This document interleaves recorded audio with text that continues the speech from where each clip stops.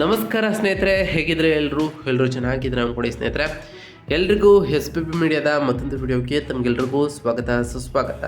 ಸ್ನೇಹಿತರೆ, ಈ 2026ರ ಈ ಒಂದು ವರ್ಷದಲ್ಲಿ ಫೆಬ್ರವರಿ ತಿಂಗಳಿನಲ್ಲಿ ಮಿಥುನ ರಾಶಿಯವರ ಭವಿಷ್ಯ ಹೇಗಿರಲಿದೆ, ಈ ಮಿಥುನ ರಾಶಿಯವರಿಗೆ ಸಂಬಂಧಪಟ್ಟಂತೆಯೇ ಈ ಫೆಬ್ರವರಿ ತಿಂಗಳಿನಲ್ಲಿ ಉಂಟಾಗ್ತಿರುವಂತಹ ಗ್ರಹ ಸಂಚಾರಗಳು ನಿಮ್ಮ ಜೀವನದ ವಿವಿಧ ಅಂಶಗಳಾದಂತಹ ವೃತ್ತಿ, ಆರೋಗ್ಯ, ವೈವಾಹಿಕ ಜೀವನ, ಆರ್ಥಿಕ ಸ್ಥಿತಿ, ಕೌಟುಂಬಿಕ ಜೀವನ, ವ್ಯವಹಾರ ಮತ್ತು ಶಿಕ್ಷಣಕ್ಕೆ ಸಂಬಂಧಪಟ್ಟಂತೆಯೇ ಏನೆಲ್ಲ ಬದಲಾವಣೆಗಳನ್ನು ತರಲಿದೆ, ಯಾವುದರಲ್ಲಿ ಅದೃಷ್ಟವಿರಲಿದೆ, ಯಾವುದರಲ್ಲಿ ಬಹಳ ಎಚ್ಚರಿಕೆಯನ್ನು ವಹಿಸಬೇಕು, ಇರುವಂತಹ ಸಮಸ್ಯೆಗಳಿಗೆ ಸರಳ ಪರಿಹಾರಗಳೇನು ಈ ರಾಶಿಯವರಿಗೆ ಎಂಬುದರ ಸಂಪೂರ್ಣ ಮಾಹಿತಿಯನ್ನು ಇದೇ ವಿಡಿಯೋದಲ್ಲಿ ತಿಳಿಸ್ಕೊಡ್ತಾ ಹೋಗ್ತಾನೆ ಸ್ನೇಹಿತರೆ.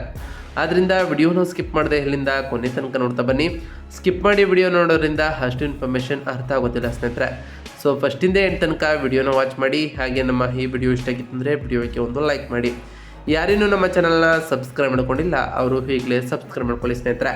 ಸಬ್ಸ್ಕ್ರೈಬ್ ಮಾಡ್ಕೊಂಡು ಪ್ರತಿನಿತ್ಯ ವಿಡಿಯೋನ ವಾಚ್ ಮಾಡ್ತೀರ ಅವರಿಗೆ ಥ್ಯಾಂಕ್ ಯು ಸೋ ಮಚ್ ಅಂತ ಹೇಳ್ತಾ, ಇನ್ನು ಈ ಮಿಥುನ ರಾಶಿಯವರಿಗೆ ಫೆಬ್ರವರಿ ತಿಂಗಳಿನಲ್ಲಿ ಗ್ರಹ ಸಂಚಾರಗಳು ಹೇಗಿರಲಿದೆ ಅಂತ ನೋಡೋಕ್ಕೂ ಮುಂಚೆ ಫೆಬ್ರವರಿ ತಿಂಗಳು ಹೇಗಿರಲಿದೆ ಅನ್ನೋದ್ರ ಬಗ್ಗೆ ಮೊದಲನೇದಾಗಿ ತಿಳ್ಕೊಳ್ತಾ ಬರೋಣ.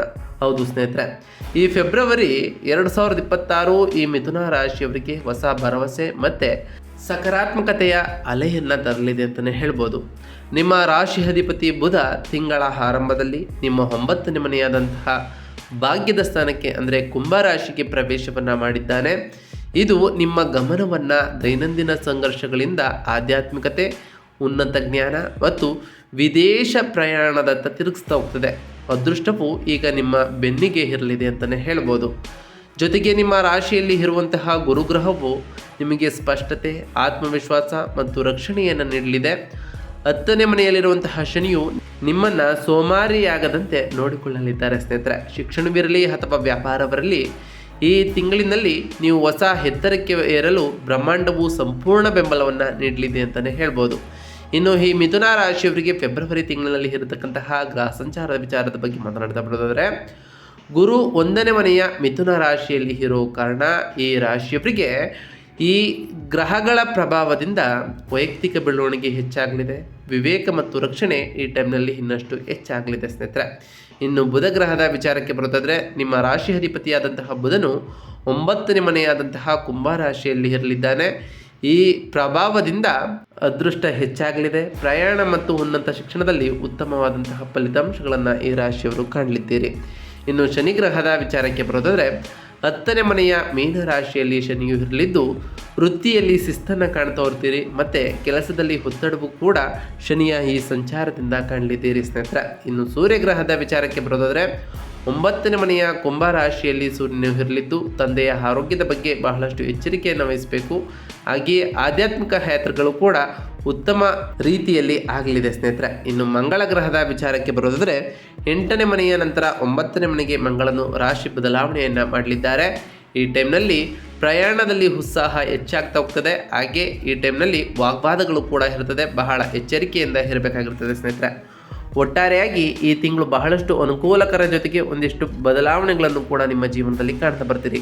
ಇನ್ನು ಈ ಮಿಥುನ ರಾಶಿಯವರ ವೃತ್ತಿ ಮತ್ತು ವ್ಯವಹಾರದಲ್ಲಿ ಏನೆಲ್ಲ ಬದಲಾವಣೆಯನ್ನು ಫೆಬ್ರವರಿ ತಿಂಗಳಿನಲ್ಲಿ ಕಾಣಲಿದ್ದೀರಿ ಅನ್ನೋದ್ರ ಬಗ್ಗೆ ನೋಡ್ತಾ ಬರೋದಾದರೆ, 10ನೇ ಮನೆಯಲ್ಲಿರುವಂತಹ ಶನಿಯ ನೇರ ದೃಷ್ಟಿಯಿಂದ ನಿಮ್ಮ ವೃತ್ತಿ ಜೀವನವು ಶಿಸ್ತು ಮತ್ತು ತಾಳ್ಮೆಯನ್ನು ಬಯಸಲಿದೆ ಅಂತಲೇ ಹೇಳ್ಬೋದು.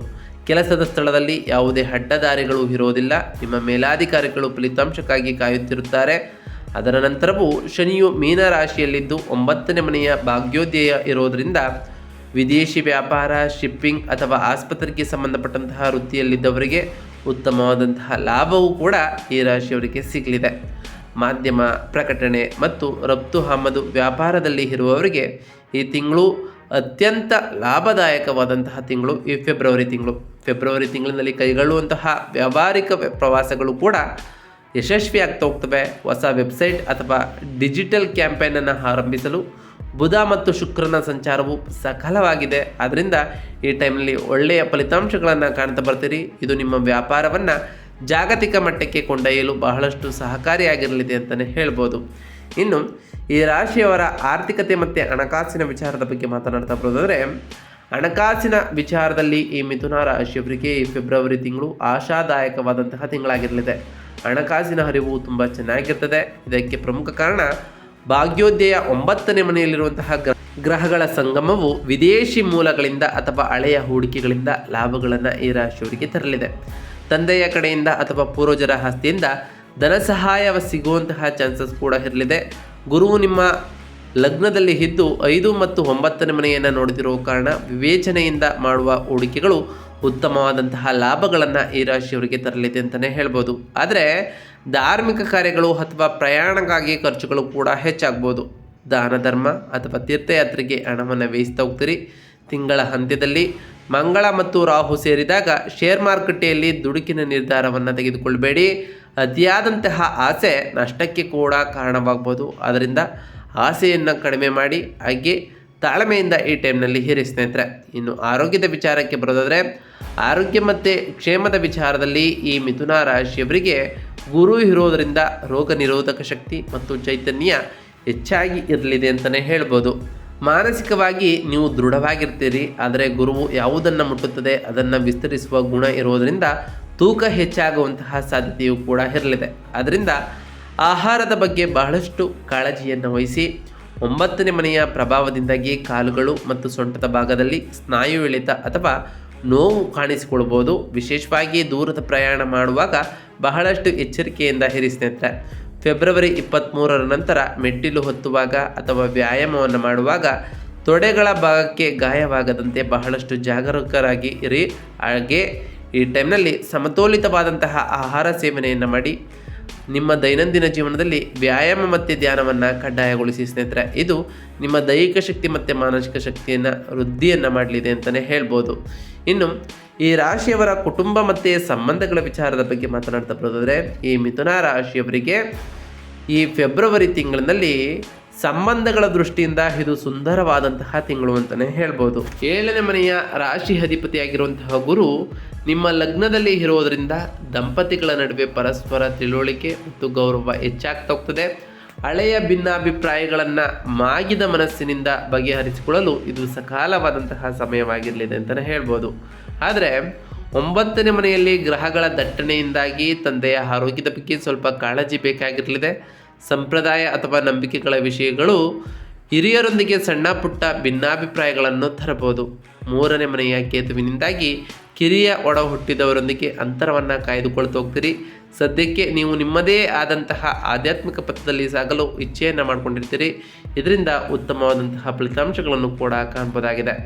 ಇನ್ನು ಈ ರಾಶಿಯವರ ಶೈಕ್ಷಣಿಕ ವಿಚಾರದ ಬಗ್ಗೆ ಮಾತನಾಡ್ತಾ ಬರೋದಾದರೆ ಮಿಥುನ ರಾಶಿಯವರಿಗೆ ಈ ಫೆಬ್ರವರಿ ತಿಂಗಳು ಸುವರ್ಣ ಮಾಸ ಅಂತಲೇ ಹೇಳ್ಬೋದು. ಬುಧ ಮತ್ತು ಶುಕ್ರರು ಇಬ್ಬರು ಭಾಗ್ಯಸ್ಥಾನದಲ್ಲಿ ಇರುವುದರಿಂದ ಸರಸ್ವತಿ ಯೋಗದಂತಹ ಪ್ರಭಾವವೂ ಕೂಡ ಇರುತ್ತದೆ. ಸ್ನಾತಕೋತ್ತರ ಪದವಿ, PhD ಅಥವಾ ವಿದೇಶದಲ್ಲಿ ಓದಲು ಬಯಸುವವರಿಗೆ ಇದ್ದ ಅಡೆತಡೆಗಳು ಕೂಡ ನಿವಾರಣೆ ಆಗ್ತಾ ಹೋಗ್ತದೆ. ವಿದ್ಯಾರ್ಥಿ ವೇತನಕ್ಕಾಗಿ ಅರ್ಜಿ ಸಲ್ಲಿಸಲು ಇದು ಉತ್ತಮವಾದಂತಹ ಸಮಯವಾಗಿರೋದ್ರಿಂದ ಈ ಸಮಯವನ್ನು ಸದುಪಯೋಗಪಡಿಸಿಕೊಳ್ಳಿ. ನಿಮ್ಮ ಬೌದ್ಧಿಕ ಕುತೂಹಲ ಇನ್ನಷ್ಟು ಹೆಚ್ಚಾಗಲಿದೆ. ತತ್ವಶಾಸ್ತ್ರ, ಜ್ಯೋತಿಷ್ಯ, ವಿಜ್ಞಾನ ಅಥವಾ ಕೋಡಿಂಗ್ ಅಂತಹ ವಿಷಯಗಳಲ್ಲಿ ಆಸಕ್ತಿಯೂ ಕೂಡ ಈ ರಾಶಿಯವರಿಗೆ ಬೆಳೀತಾ ಹೋಗ್ತದೆ. ವಿದ್ಯಾಭ್ಯಾಸದ ಜೊತೆಗೆ ಪ್ರವಾಸವನ್ನು ಸಂಯೋಜಿಸುವುದು ನಿಮಗೆ ಇನ್ನೂ ಹೆಚ್ಚಿನ ಲಾಭವನ್ನು ತಂದುಕೊಳ್ಳಲಿದೆ ಅಂತಲೇ ಹೇಳ್ಬೋದು. ಇನ್ನು ಈ ರಾಶಿಯವರು ಮಾಡಬೇಕಾಗಿರುವಂತಹ ಸರಳ ಪರಿಹಾರಗಳೇನು? ಈ ಫೆಬ್ರವರಿ ತಿಂಗಳಿನಲ್ಲಿ ಮಿಥುನ ರಾಶಿಯವರು ಗ್ರಹಗಳ ಪ್ರಭಾವವನ್ನು ಹೇಗೆಲ್ಲ ತಗ್ಗಿಸ್ಬೋದು ಅಂತ ನೋಡ್ತಾ ಬರೋದಾದರೆ ಅದೃಷ್ಟವನ್ನು ಹೆಚ್ಚಿಸಿಕೊಳ್ಳಲು ಮತ್ತು ಸಕಾರಾತ್ಮಕ ಪ್ರಭಾವವನ್ನು ತಗ್ಗಿಸಲು ಈ ಮಿಥುನ ರಾಶಿಯವರು ನಾವು ತಿಳಿಸ್ಕೊಡುವಂತಹ ಪರಿಹಾರವನ್ನು ಮಾಡ್ತಾ ಬನ್ನಿ. ಮೊದಲನೇದಾಗಿ ವಿಷ್ಣು ಸಹಸ್ರನಾಮ ಸ್ನೇಹಿತರೆ. ಗುರು ಮತ್ತು ಬುಧ ಶುಭ ಫಲಗಳಿಗಾಗಿ ಪ್ರತಿ ಬುಧವಾರದಂದು ವಿಷ್ಣು ಸಹಸ್ರನಾಮವನ್ನು ಪಠಿಸುವುದು ಅಥವಾ ಕೇಳುವುದು ಅತ್ಯಂತ ಶ್ರೇಷ್ಠ ಪರಿಹಾರವಾಗಿರಲಿದೆ. ಇನ್ನು ಹಿರಿಯರ ಗೌರವಕ್ಕಾಗಿ ಭಾಗ್ಯಸ್ಥಾನವು ಬಲವಾಗಿರುವುದರಿಂದ ಪೋಷಕರ ಮತ್ತು ಗುರುಗಳ ಆಶೀರ್ವಾದವನ್ನು ಕೂಡ ಪಡೆದುಕೊಳ್ತಾ ಹೋಗ್ತೀರಿ. ಯಾವುದೇ ಹೊಸ ಕೆಲಸ ಆರಂಭಿಸುವ ಮುನ್ನ ಅವರಿಗೆ ನಮಸ್ಕರಿಸಿ ಆರಂಭವನ್ನು ಮಾಡಿ ಸ್ನೇಹಿತರೆ. ಪ್ರತಿ ಗುರುವಾರದಂದು ದೇವಸ್ಥಾನಕ್ಕೆ ಭೇಟಿ ನೀಡಿ ಸ್ನೇಹಿತರೆ. ಹಳದಿ ಹೂವು ಅಥವಾ ಬಾಳೆಹಣ್ಣನ್ನು ಅರ್ಪಿಸಿ ಪ್ರತಿ ಗುರುವಾರದಂದು ಓಂ ಗುರುಭ್ಯೋ ನಮಃ ಎಂಬ ಮಂತ್ರವನ್ನು ಜಪಿಸೋದರಿಂದ ಆ ಗುರುದೇವರ ಆಶೀರ್ವಾದವೂ ಕೂಡ ಸಿಗ್ತಾ ಹೋಗ್ತದೆ. ಹಾಗೆ ಪ್ರತಿ ಶನಿವಾರದಂದು ಓಂ ಶಂ ಶನೈಶ್ವರಾಯ ನಮಃ ಎಂಬ ಮಂತ್ರವನ್ನು ಜಪಿಸೋದರಿಂದ ಆ ಶನಿದೇವರ ಸಕಾರಾತ್ಮಕ ಪ್ರಭಾವ ಒಳಗಾಗೋದರ ಜೊತೆಗೆ ನೀವು ಅಂದುಕೊಂಡಿರುವಂತಹ ಕಾರ್ಯಗಳು ಕೂಡ ಯಾವುದೇ ಅಡೆತಡೆ ಇಲ್ಲದೆ ನೆರವೇರ್ತಾ ಬರ್ತದೆ ಸ್ನೇಹಿತರೆ. ಹಾಗೆಯೇ ಹಸಿರು ಬೇಳೆ ಅಥವಾ ಪಾಲಕ್ ಸೊಪ್ಪನ್ನು ಪಕ್ಷಿಗಳಿಗೆ ಅಥವಾ ಗಿಳಿಗಳಿಗೆ ನೀಡಿ ಇದು ಬುಧನನ್ನು ಬಲಪಡಿಸಲು ಮತ್ತು ಸಂವಹನದ ಕೌಶಲ್ಯವನ್ನು ಕೂಡ ಹೆಚ್ಚಿಸಲು ಬಹಳಷ್ಟು ಸಹಾಯವನ್ನು ಮಾಡಲಿದೆ ಸ್ನೇಹಿತರೆ. ಹಾಗೆಯೇ ಪ್ರತಿ ಶುಕ್ರವಾರದಂದು ತಾಯಿ ಜಗನ್ಮಾತೆಯಾದಂತಹ ಲಕ್ಷ್ಮೀದೇವಿಗೆ ಪೂಜೆಯನ್ನು ಸಲ್ಲಿಸಿ. ಲಕ್ಷ್ಮೀದೇವಿಗೆ ಪ್ರಿಯವಾಗಿರುವಂತಹ ಬಿಳಿ ಹೂವುಗಳನ್ನು ಅರ್ಪಿಸಿ ಪೂಜೆಯನ್ನು ಸಲ್ಲಿಸೋದ್ರಿಂದ ನಿಮ್ಮ ಮನೆಯಲ್ಲಿ ಸುಖ ಸಮೃದ್ಧಿಯ ಜೊತೆಗೆ ಸಂಪತ್ತು ಕೂಡ ಹೆಚ್ಚಾಗಲಿದೆ. ನೀವು ಅಂದುಕೊಂಡಿರುವಂತಹ ಕಾರ್ಯಗಳು ಯಾವುದೇ ಅಡೆತಡೆ ಇಲ್ಲದೆ ನೆರವೇರ್ತಾ ಬರುತ್ತೆ ಸ್ನೇಹಿತರೆ. ಇದಾಗಿತ್ತು ಇವತ್ತಿನ ಒಂದು ವಿಡಿಯೋ ಸ್ನೇಹಿತರೆ. ವಿಡಿಯೋ ಇಷ್ಟ ಆಗಿತ್ತು ಅಂದರೆ ವಿಡಿಯೋಕ್ಕೆ ಒಂದು ಲೈಕ್ ಮಾಡಿ.